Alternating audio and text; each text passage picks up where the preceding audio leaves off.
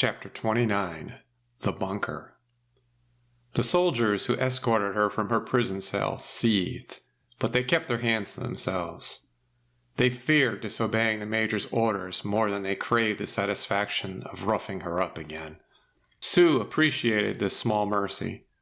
Every muscle in her body ached already. They led her along the same route that Cat and Corsair had walked with her days before. At least she had thought days had passed since the tour. She found it hard to tell time while locked in a cellar. Only the slop they fed her provided any reference. The soldiers marched her through the maze of buildings, leading her to the dead center of the camp, a location designed to contain her without walls. Anywhere she ran, somebody would spot her, turning her over to their captors. When they stopped, Sue faced a heavy metal blast door. No handles or hinges visible on its outside, only cold steel surrounded by a reinforced frame. With no building above it, Sue knew it led into the depths of the earth. It reminded her of the storm cellar on her grandparents' farm in Tornado Alley. Her grandfather had shoved her inside as a little girl while the tornado siren wailed across the town.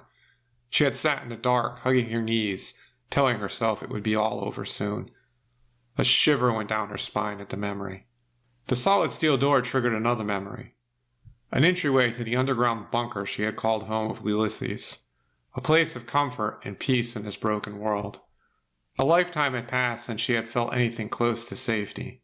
She doubted that anything pleasant lay on the other side of this threshold.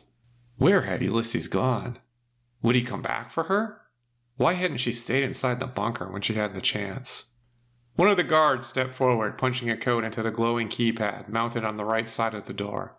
He angled his body to block her view, preventing her from seeing the numbers. The door groaned, swinging outward, revealing a worn concrete stoop. Just beyond the rustic foyer, a set of stairs descended into the darkness below. Before she could speak, the guard shoved her through the opening. Her feet slid across the smooth cement floor. Sue recovered her balance, righting herself within 3 feet of the first stair. A few more feet and she would have tumbled down the stairs. Sue spun around to protest the rough treatment, watching the door slam shut behind her. She pressed her hands on its smooth surface, searching for a release. Instead of a handle, she found a second keypad glowing bright red next to the door frame. It mocked her, sealing her into another prison. With no other options, she turned her back on the door, starting down the steps. A dull orange glow lit the stairwell, the pathway into her new hell. Without thinking, she counted the steps as she went. When she reached the bottom, she stopped at 33.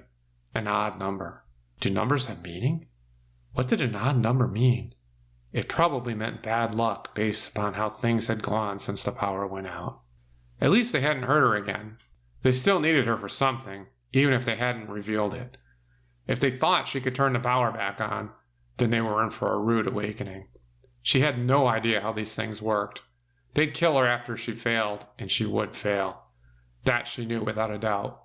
As she pushed the uncertainty of her skills deep inside her, she allowed her eyes to sweep the cavernous room before her. There had to be a way out of here. A path, either figurative or literally, that preserved her life long enough to find it. Because the moment they realized she couldn't deliver what they demanded from her, they'd kill her. She preferred to keep breathing, even in this broken world. She continued her exploration of her new space. A military cot without a mattress, a full-size refrigerator, a microwave, and a small bathroom occupied the wall to her right. Someone packed a freezer full of frozen dinners and a fridge full of energy drinks. She despised both, but would eat and drink when she had to. The time to run or fight would come, and she needed to maintain her strength. 3 hulking machines dominated the center of the room, antique computer equipment discarded by a computer museum before the lights went out. A Cray 2 supercomputer, a Digital Equipment Corporation VAX 8800, and an IBM ES 9000. She recognized them from coursework in a computer history class. The professor had droned on about obsolete technology all semester. Lights flashed and fans whirred on the 3 6-foot-high monoliths, an incredible sight in real life. A table alongside the equipment racks held a collection of computer terminals and outdated PCs. Sue plopped into a chair in front of a glowing terminal and poked at the keyboard. The green monochrome display flashed a response she couldn't decipher. Greek would be easier to understand than this. Saving the world, along with her own life, would be harder than she expected. Sue moved on to a second terminal, hoping for a different result. This one featured a color CRT with a VGA input, newer than the first by a decade at least, though still ancient by any standard that mattered. Manufactured when she was still a toddler. She tried several commands, straining to remember the command line language she learned in a single college elective. Again, the machine responded, but she still couldn't make sense of it. Garbage in, garbage out. Think, Sue. You can do this. She said it out loud, the words echoing off the hard surfaces around her. Feelings wouldn't help her. What she needed was a Unix textbook. Somewhere on this former community college campus there had to be a library. If only she could search the shelves. She'd give anything for a working search engine right now. Sue stood, walking the perimeter of the room, burning off the nervous energy, suffocating her. She needed to think, needed to form a plan. Why had Lucas condemned her to certain death? By the end of what she guessed was the second day, Sue had remembered enough basic Unix commands to hold a halting conversation with the machines. She felt like a first-year Spanish student lost in Spain, catching one word in 5 and filling the gaps in with guesses. But some information emerged through the noise. Had she made progress? As she explored the machine's memory, she found a section of code on each computer's drive. When combined, they made up a program called the Serbia Cipher, several terabytes in total. Sue had discovered the program, but couldn't figure out how to run it, or what it would do when she did. Without a network connection or a compatible data drive, she couldn't even assemble it into something coherent. From a world literature class she'd half slept through in college, she remembered Serbius being some Greek watchdog from hell. From what she remembered, it had multiple heads. 3? 6? Or 7? What difference did it make? Every computer science student knew that a cipher was a secret code. A hellhound with multiple heads protecting a secret code. How did they fit together? Nothing made sense. Given the chance, she would strangle Lucas for putting her in this situation, abandoning her with a problem that far exceeded her skill set, if she lived long enough to find him and someone else didn't beat her to it. Day 3 began where Day 2 had ended. Sue knew the Serbia cipher existed, and that it performed some unknown function. With any luck, it could turn the lights back on. She still didn't know how to run it, or what it would do when she typed run. It could be an old text-based role-playing game, or the harbinger of their doom. Either outcome seemed equally possible. After a few fruitless hours at the terminals, she gave up and microwaved a frozen dinner. Meatloaf, dry corn, and a gooey chocolate brownie. She remembered these meals as a kid, and remembered that only the brownie was edible. That part hadn't changed. The brownie still rocked. After licking the remnants of the brownie from her lips, she returned to the computer. Out of desperation, she tried every Unix command she could remember. The antique computers responded with more nonsense. She dreaded the Major's return, knowing he wouldn't be happy with her lack of progress.